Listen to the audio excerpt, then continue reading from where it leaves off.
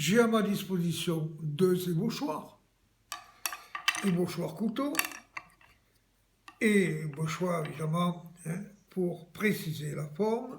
Je me suis fabriqué un petit ébauchoir bon, pour venir suppléer aux autres éventuellement. Là, j'ai dans mes mains, bien sûr, une masse de terre, hein, d'argile, que je vais battre et mettre en forme de manière à obtenir une sorte de dôme de forme ovoïde, pour faire sérieux, c'est-à-dire ovale. Voilà. Vous voyez, hein, voilà mon support plastique. Alors maintenant, ce qui est important, c'est dans un premier temps connaître sensiblement les proportions dans le visage des divers éléments qui le composent. Et par expérience et par surtout observation, nous savons que les yeux se trouvent sensiblement au milieu du visage. Donc je vais faire un trait comme ceci, hein, de manière à positionner à hauteur. Voilà. À partir du moment où j'ai cette ligne des yeux, je vais pouvoir maintenant, hein, mettre en place, ou du moins venir plonger pour mettre en place évidemment le regard. Et donc j'ai ici, voilà, deux trous que j'ai au pouce, hein, dégagés latéralement. Et ça va être ceci, évidemment, le départ du nez, puisque c'est l'élément central. Là, il y a toujours au niveau du nez une petite dépression, comme ceci, qui fait la liaison avec le front. Je viens rabattre également de manière à commencer à constituer ce que l'on appelle l'arête du nez. Est-ce que c'est clair? Ne répondez pas tous en même temps. Ça a l'air pas trop mal comme explication. Voilà, nous avons ici en haut, on le verra un peu plus précisément plus tard, hein, les bourrelets susorbitaires, ici, là. Hein, on a tous des bourrelets ici. L'arête du nez et bien sûr, hein, la pointe du nez. Alors, la deuxième proportion intéressante, c'est que des bourrelets susorbitaires à la pointe du nez et à l'approche du menton, c'est sensiblement égal. Donc là, je vais rebrousser légèrement au niveau de ce qui sera la masse mentonnière, de manière à retrouver mes proportions.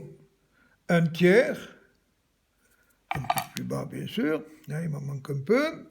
Bon, il y a des variantes individuelles, bien entendu. Hein. Donc, un tiers, et le dernier tiers qui vient à l'orée, évidemment, de la chevelure avec le front. Ce qui veut dire que nous avons la hauteur du front qui est sensiblement la même que la longueur du nez, et la longueur du nez qui arrive sensiblement au menton. Nous allons continuer, parce que là, hein, nous lui avons enlevé de la matière, et donc il me manque le volume de l'œil. Donc ici, je vais poser mon esquisse.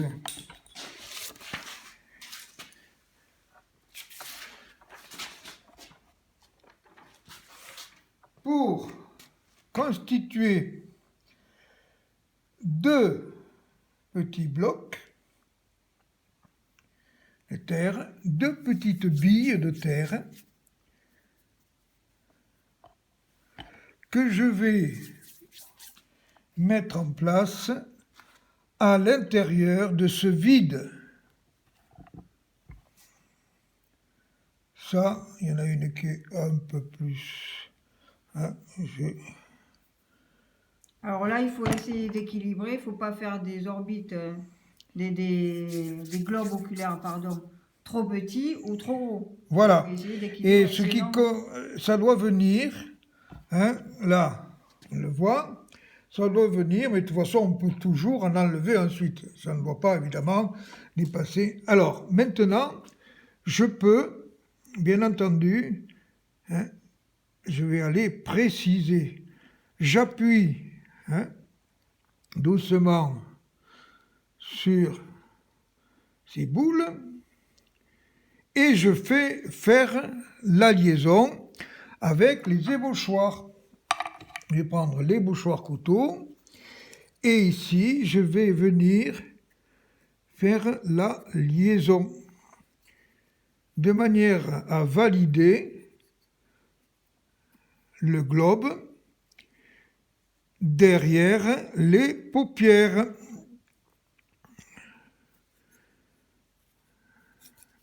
Un petit coup de doigt, c'est pas plus mal, de manière à ce que ça soit plus homogène. Évidemment, même chose en face.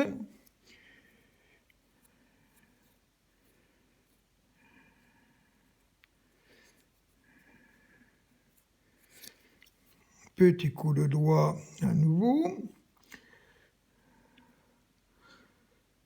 De manière à ce qu'on devine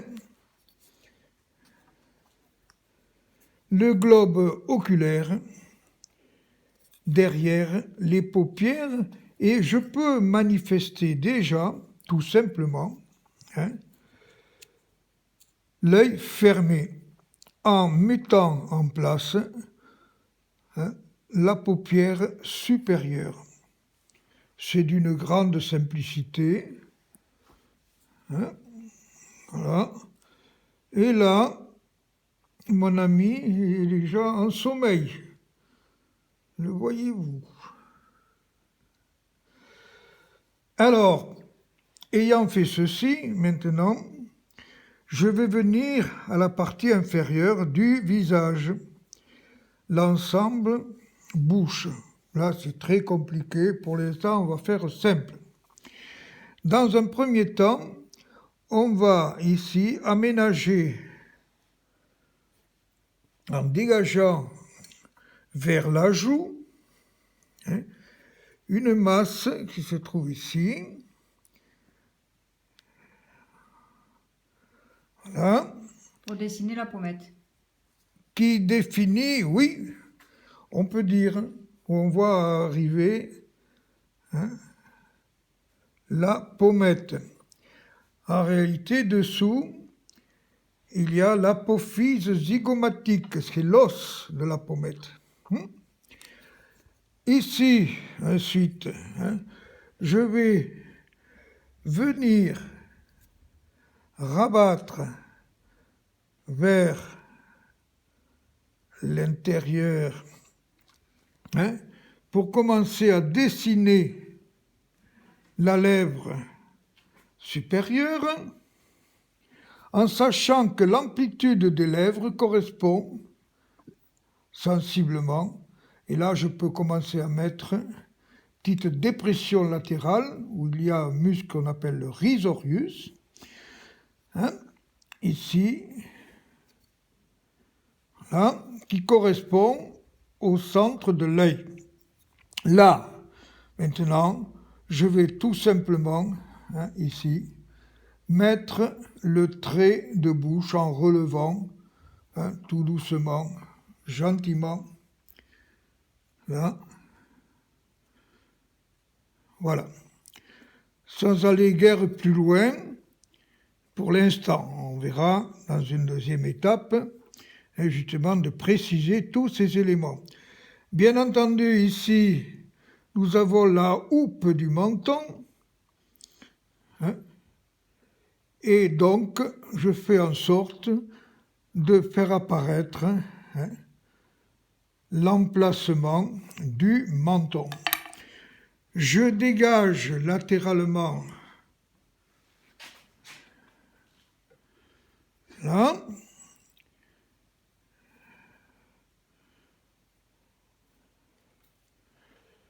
Et je suis prêt, bien entendu, je n'irai pas plus loin pour cette première assise. Alors, pour résumer très rapidement, vous avez vu, j'ai fait ici un dôme, je tiens dans la main, de type ovoïde.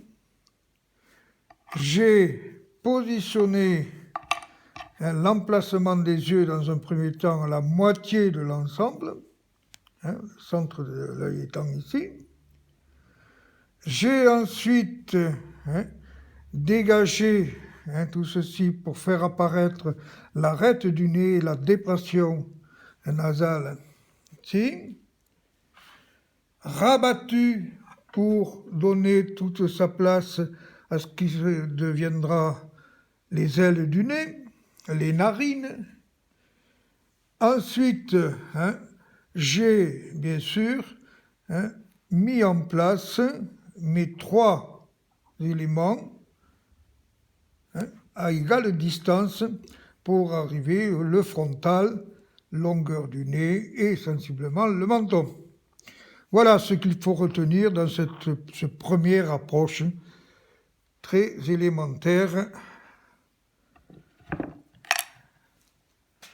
Voilà, ben, merci Christian pour cette première séance et à la prochaine séance, je pense la semaine prochaine. Au revoir. Entendu.